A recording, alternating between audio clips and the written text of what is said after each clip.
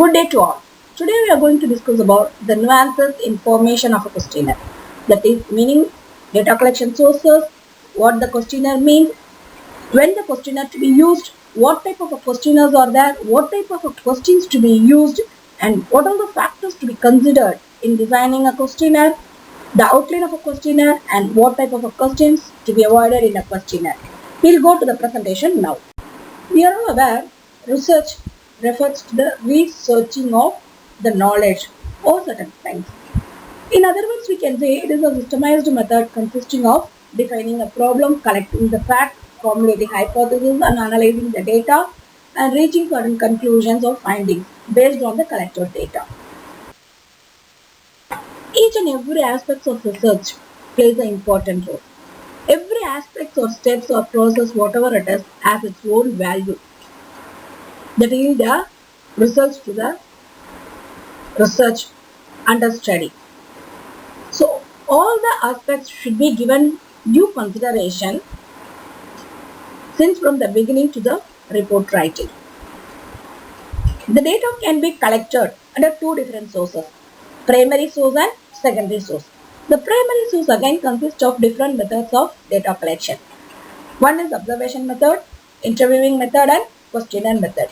The questionnaire method is commonly used by all the researchers for primary data collection. The questionnaire can be sent to the respondents through mail or can be collected by researcher in person. The secondary sources include publication of state and central government documents, existing journals, books, records, etc.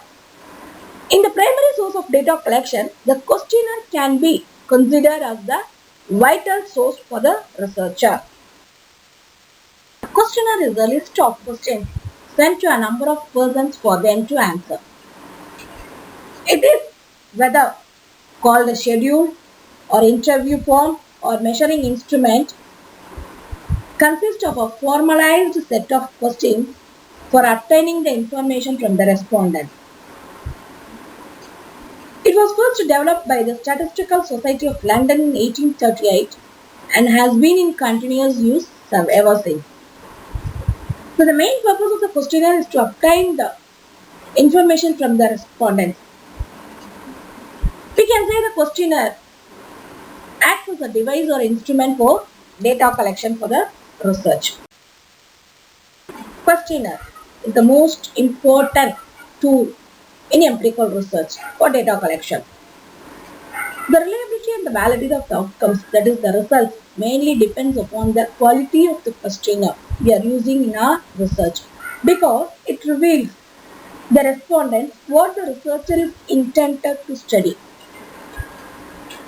Hence, framing of a questionnaire plays a vital role if the researcher wants to obtain the required information from the respondents.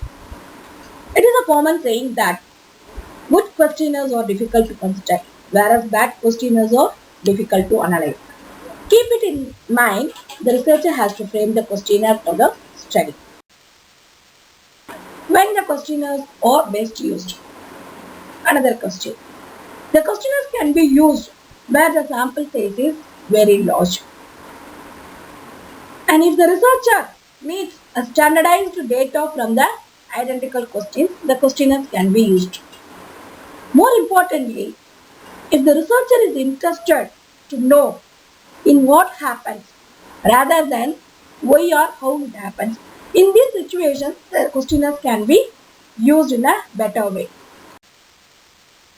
We have two main types of questionnaires. One is qualitative, another one is quantitative. The type of questionnaire will mainly depend on what kind of an information and the purpose of that information the researcher wants. Qualitative questionnaire is also known as unstructured questionnaire and quantitative questionnaire is also known as structured questionnaire. We will discuss in detail about these questionnaires in a following slide. Exploratory questionnaire, otherwise known as qualitative or unstructured questionnaire. They are used to collect data, which is information that can be observed and recorded. These qualitative informations will not be in numerical in nature. They are used to describe the quality of a person, of a thing, or an object.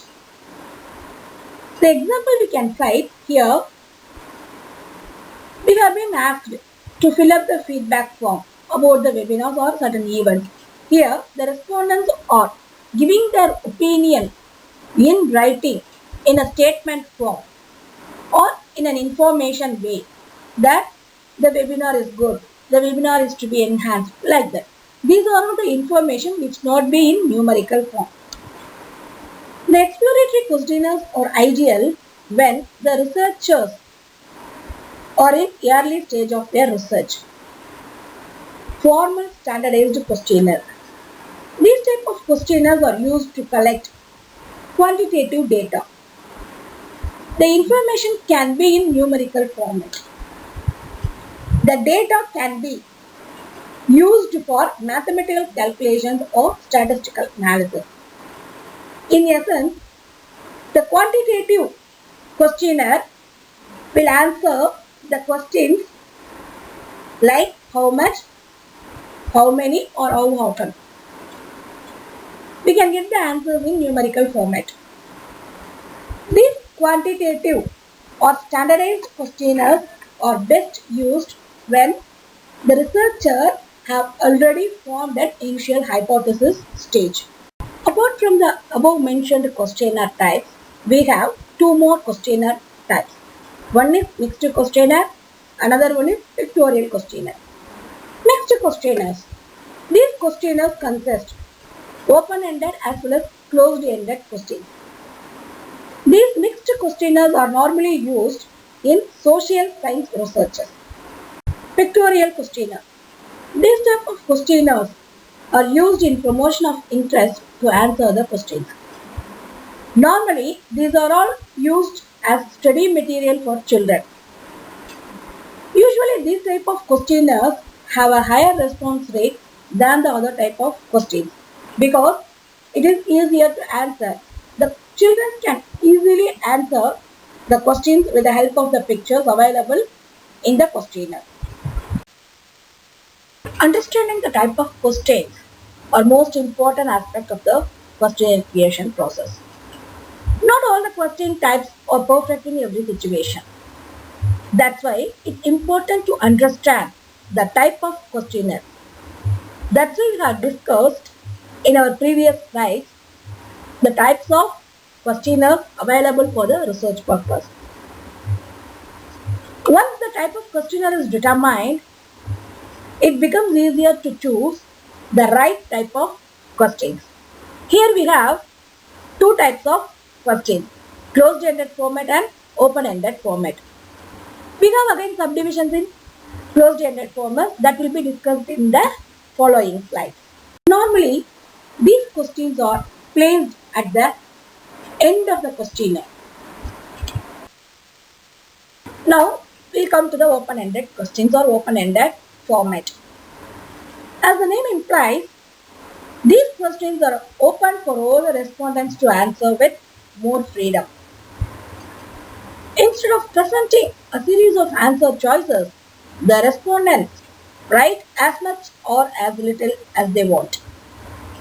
These open-ended questions are ideal for exploratory questionnaires, which collect qualitative data from the respondents.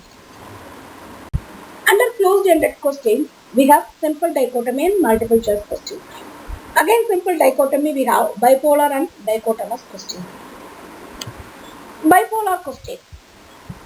These bipolar questions have two answers with two different extremities written at opposite end of a scale. The respondents have to make their response anywhere in between these two extremities. It's called bipolar question. Closed-ended questions are questions in closed-ended format. The questions in closed-ended format have multiple options as answers and allow respondents to select a single option from among the available alternate responses. This type of questionnaire is especially useful when conducting preliminary analysis. As a fixed answer set is provided, they are ideal for calculation of statistical information and percentage of various types. Closed-ended questions help to arrive at opinion about a product or a service, sometimes about a company also. Dichotomous questions. These questions that make the respondents to answer with a simple yes or no, true or false, or agree or disagree like that. One disadvantage of this type of question is that there is no other way of analyzing the answer in between yes and no. A middle response is not possible here. For example, if you are asking the customer to give their opinion about the adequacy of the billing counter, whether the billing counter is adequate or not in that supermarket, the respondents can give their opinion either yes or no. In between response is not at all possible in these type of questions. Multiple choice questions. These questions comes under closed-ended format. These multiple choice questions offer the respondent with a list of answer options. The respondent can select one or more options depending upon the situation and the questions asked in the questionnaire. The major challenge that is being faced with multiple choice questions is providing incomplete answer options. For example, if the researcher asks the respondent, what type of industry do the respondent work during the last 5 years? And given certain 5 common industries list. If the respondent doesn't comes under the 5 common industries, then the respondent may not be in a position to answer the question. This is the problem with the multiple choice questions with certain limited options. This can be solved by adding simply another option is others. So if the respondent does not fall under the category mentioned in the questionnaire, can go for the other options and give the answers to the researcher's question. Determinant choice questions. The branch of multiple choice questions are used to judge the degree of feelings of the respondents with regard to the product or services or any other objects. There are many different types of scale questionnaire are available under determinant choice. We have Likert 5-point scale questions, rating scales, and semantic differential scales, etc. Under this determinant choice question, the respondents are expected to choose only one answer from the response alternatives. More than one is not permissible here. Checklist questions enable the respondent to select more than one of the response alternatives available in the questionnaire. Whereas in the case of determinant choice, even though there are more than one alternate options are available, the respondent can choose only one. Whereas in the case of checklist questions, the respondent can select more than one option as their answers. Apart from the above mentioned types, we have some other closed-ended questions like buying propensity questions, leading questions, and important questions. Buying propensity questions are aimed at assessing the customer's future intention towards buying a specific product or a service. Leading questions. These questions forcing the target audience to act for a specific kind of answers. Normally, the answers for a leading questions are almost similar. Leading questions are usually preferred to derive audience opinion within a set of limited words. Normally, these leading questions should be avoided in the questionnaire because it forces the respondents to give the predetermined answers. Now come to the important questions. In important questions, the respondents are usually asked to rate the importance of a particular issue on a rating scale of 1 to 5. These questions will help the business for decision-making purposes. By framing closed-ended questions, the researcher should keep in mind mutually exclusive and mutually exhaustive categories. Mutually exclusive means where the respondents can be categorized into more than one group. Whereas in the case of mutually exclusive, the respondents will not be categorized under any of the group mentioned in the questionnaire. He may belong to some other group that is not available in the questionnaire. Hence, both should be avoided. The issues related with mutually exclusive category can be avoided by using continuous interval scale in the option column. In our example, the first category is 10,000 to 15,000. The second category can start with the very next number of 50,000, that is 50,001 to 1 lakh, and the third category from 1 lakh 1 to so on like that. So that the same respondents cannot be categorized into more than one group. At the same time, the mutually exhaustive can be avoided by adding the option other in the response alternatives, so that the respondents who do not fall under the mentioned categories can choose the option other. Hence, all the respondents will be included in the research. Now we will come to the factors that are to be considered while framing a questionnaire. The first step is to decide what is the goal of the questionnaire. That means, what are the information that the researcher wants to know from the respondents in order to meet the research objectives and aims. Once it is completed, then the researcher has to know who are all the target audience or who are all the respondents from where the data will be collected. Once the target group or the respondents are identified, another question arises how to reach them. We have certain methods of data collection like personal interviews, group or focus interviews, mailed questionnaire, telephonic interviews for collection of data. Among the said methods, personal interviews and group or focus interviews are used much more extensively than the second pair. Because the more sensitive or personal information is needed, then personal form of data collection should be used. However, each has its advantages and disadvantages.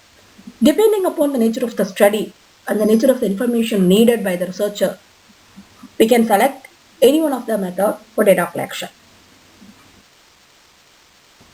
Clear question development.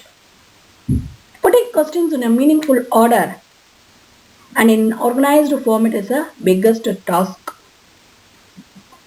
Opening questions should be easy to answer and not in the way returning the respondents for giving the answers. Especially, the respondents should find the opening question easy and pleasant to answer. They are to be encouraged to continue further to give their answers. Another thing is the question flow should be in a meaningful way. Questions on one subject or one particular aspect of a subject should be grouped together. Then only the respondents become pleasure to answer the questions. Otherwise, they will feel it bored quickly and will not be able to give the required answer. Kinds of questions to be used in the questionnaire again. A big question. It mainly depends upon the information required by the researcher. If the researcher wants qualitative information, then open-ended questionnaires can be used. If the researcher wants quantitative information or any mathematical data, then closed-ended questions will be the suitable one. Further, it is wise to avoid using overly educated and technical terms in the questions. If the survey is of a specialized group, for example doctors or computer experts, then it may be appropriate to use the language or jargon of that group. If these kinds of terms are needed to be used in the questionnaire, then the researcher should give additional definitions relating to the terms used in the questionnaire. Otherwise, misunderstanding of the technical terms used by the researcher will lead the respondents to give mismatched answers. Then we will come to the selection of language and wordings. The language should be clear and straightforward. It should be directed towards producing uniformity of understanding among the respondents. Then the wording of the questionnaire also extremely play an important role in the questionnaire. It is necessary for the researcher to keep the wording short and simple. Many researchers have confirmed that slight changes in the way questions are worded can have a significant impact on how people respond. Several authors have reported that minor changes in the question wording can produce more than 25% difference in people's opinion. Another important thing that the effects of modifying the adjectives and adverbs also plays an important role. The high variability and low variability adjectives are there in the language. It is desirable to avoid always highly variable meanings in the research. So far we have seen what are the factors to be considered while framing the questionnaire. We are going to see in the next slide what should be the layout of the questionnaire. For example, if the researcher is looking for information from college students, then the researcher can conduct the survey at local colleges or university. While developing the questionnaire, the researcher should pay particular attention to the presentation and layout of the questionnaire, because the clarity of questionnaire would improve the comfort of the respondents to complete the questionnaire in time. It is always better to use booklets in the place of use of stapled sheets. If the questionnaire has many pages and it is not stapled, then fewer pages tend to get lost. In general, it is best for a questionnaire to be as short as possible. At the same time, to reduce the number of the pages, there is a tendency to put so much of information on single page. This should be avoided. Then, physical appearance. The physical appearance of a questionnaire can have a significant effect on both the quality and quantity of the data obtained. An ill-designed questionnaire can give an impression of complexity. Of course, quality of the paper should be good. So these are all the factors that needs to be considered while presenting the questionnaire to the respondent. There are certain questions that ought to be definitely avoided in a questionnaire. Hypothetical questions, leading questions, embarrassing or offensive questions, extreme positive or negative questions, questions with ambiguous words, and double-barreled questions. These are all some set of questions that ought to be avoided in framing the questionnaire. Hypothetical question. A hypothetical question asks a respondent what they would do or feel if something has happened in future. The researcher should keep in mind that people have hard time predicting what they may do or think next year, next month, or even next day. These questions about future behavior are inherently unreliable. Hence, this type of questions should be avoided, as this makes the respondents to drop their interest in answering the questions. It may not be a good idea to ask anything in the questionnaire. Some questions may give poor data, while others may stop people from completing the questionnaire. Hence, proper consideration should be given what type of a question should be asked and what type of a question should be avoided in the questionnaire. Leading question is the type of question that pushes the respondents to answer in a specific manner. These questions are meant to get an opinion from the audience in limited words. For example, in a hotel, the manager inquires about the stay in their hotel. The manager inquires that did the customers have a good day at their hotel? This points the customer towards thinking about the good thing that has happened at their stay in the hotel. Here, the researcher will not be able to get the accurate answer. Instead, if the researcher wants to get the balanced and accurate answer, the question should be like this. How was their stay in the hotel? Would be the right way of asking. Because here no judgment is made about how good or bad the stay has been in the hotel. Hence, leading question, already discussed in our closed-ended format question, should be avoided to get the predetermined answers. Leading questions are of many types. Here we have some types of leading questions.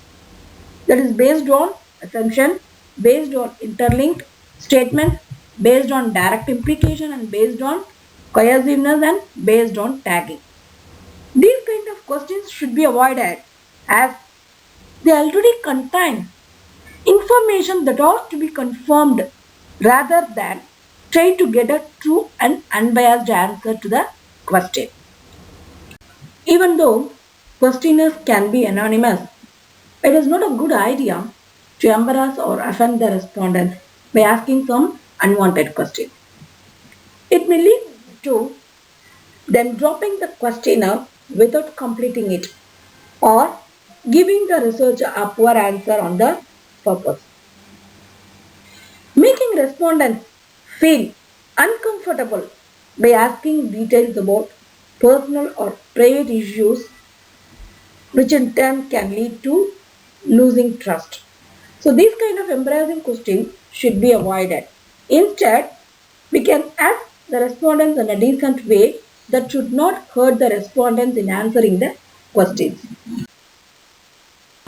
In our example, the respondents are directly asked the quantity of intake of coffee or tea during last week or day or month, whatever it is. Seems to be some awkward question. Instead, we can give some numerical responses to get the reliable answer. It is a better way of getting the required answer in a decent way. It is not advisable to bias the respondents before they have had a chance to form their own opinion on the topic. If a question is presented as extremely positive or negative, then it may create a bias that should be avoided. The respondents do not have to be as well versed in the topic as the researcher is. Moreover, we should keep it in mind that they are favoring the researcher by offering their feedback. Hence, the question that supports one side of a people and oppose the other side of a people should be avoided. Similarly, double negative questions should also be avoided. The question that contains two negative aspects in a single question is called a double negative question. It is important to avoid this kind of questions because we should not force the respondents to say no in order to mean yes. Because when the negative questions are asked, they are much slower in responding, particularly double negative questions. It takes time for the respondents to analyze the real meaning of the question. And further, we may have a chance to get the poor quality answers from the respondents. Question with ambiguous words should be avoided. We have given the example that we are asking the respondent to answer. In a month, how often they do shop in the supermarket or departmental store? The question seems to be the right one, but the option given seems to be the wrong one, incorrect one. Why?